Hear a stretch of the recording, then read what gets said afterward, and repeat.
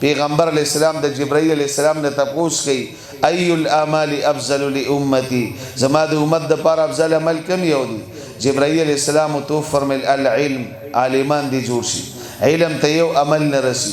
ځکه علم د الله صفت دی د ټولو پیغمبرانو وراثت دی علم هدایت دی علم نور دی علم رڼا ده د دین هر شعبه د علم د رڼا محتاج ده عالمان دی جوړ شي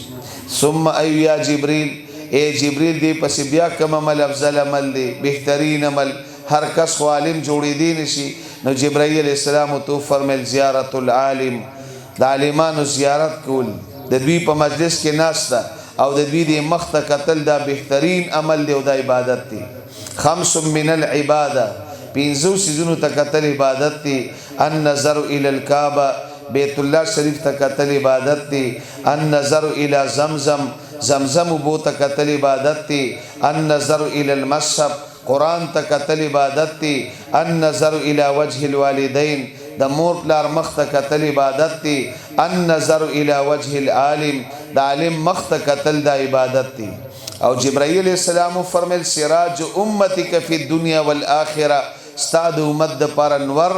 او رڼا په دنیا آخرت کې عالم دی دی وخت انور موجود دی زما محترم و رڼا ده منگ تاسو ته یو بلخکاری که بجلی نی یو پیس نی جنریټر نی لاټین دی ولی منگ تاسو یو بلخکاری تاسو چې بدی لار راتلی سړک در تخکاری ده کند خکاری ده بریکر خکاری ده گټ خکاری ده غر خکاری دیوال خکاری دروازه خکاری کور تلاړ شي کټ بستر خکاری بچی خکاری ځکه انور موجود دی رڼا موجود ده او ماخام چې د انور پریوزی او منگ تاسو دی مجلس کې ناس سم خیال دی بجلی نی یو پیس نی جنریټر نی لاټین نی دیونی نو منگ ته یو بلخکاری نه بخکاری منگ چې بار روان شو سړک نه خکاری دا غړ غړ غرونه بیا نه خکاری دا په تیاره کې پټ شي کند نه خکاری بریکر نه خکاری لختې نه خکاری د کور دروازه نه خکاری کور ته لاړ شو کټ بستر نه خکاری خپل بچی را ته نه خکاری دا ولی نور پری و تیاره رااله او په ټول کائنات کې دا تیاره خوره شو زما محترم و جبرائیل علیہ السلام فرمایل استاد امت د پر رڼا دا عالم دی استاد امت نور دا عالم دی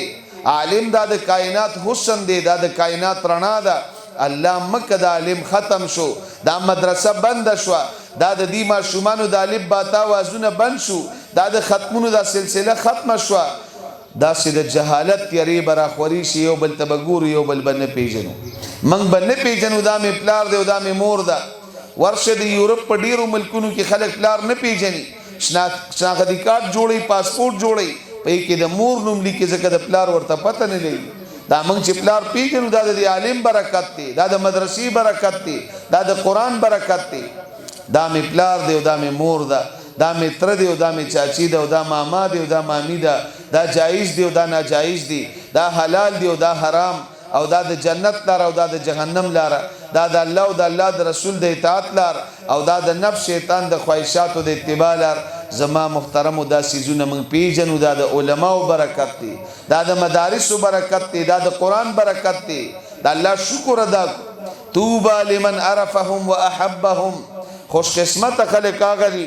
خپل علماء یو پیجندل او دوی سره مینه محبت او د دوی کله مرګرتیا وکړه والويل لمن انكرهم وابغضهم فمخدز مکی بد قسمت خلق اغلی او هلاکت او بربادی دغه خلقو د پاره چې علماء یو نه پیجندل بلکې د دې علماء کرام سره بغض عداوت کو الله دې د دین او ساتي حدیث کې راځي کون عالم جوړ شه او متعلم طالب العلم جوړ شه او مستمع د دې خلکو اوریدون کې جوړ شه او خادمه د دې خلکو خادم جوړ شه ولا تکن خامسه فتهلك پیزم جوړ نشي هلاک بش والخامسه ان تبغض العلم واهله پیزم سوق دی عالم بدیشي مدرسې بدیشي او د مدرسې طالب علمان بدیشي خپل مسجد تلاړ شي د خپل مسجد امام بدیشي قاری صاحب بدیشي او د قاری صاحب شاګردان بدیشي دا پینزم جوړیدل دي الله دې مونږ تاسو ټول د پینزم جوړېدو نو ساتي زما محترم معاشره کې څومره علماء کرام دي هر عالم بد سرتاج غنو د پسینه کې د قران حدیث رڼا ده او د ټولو پیغمبرانو وارث دي العلماء ورثه الانبیاء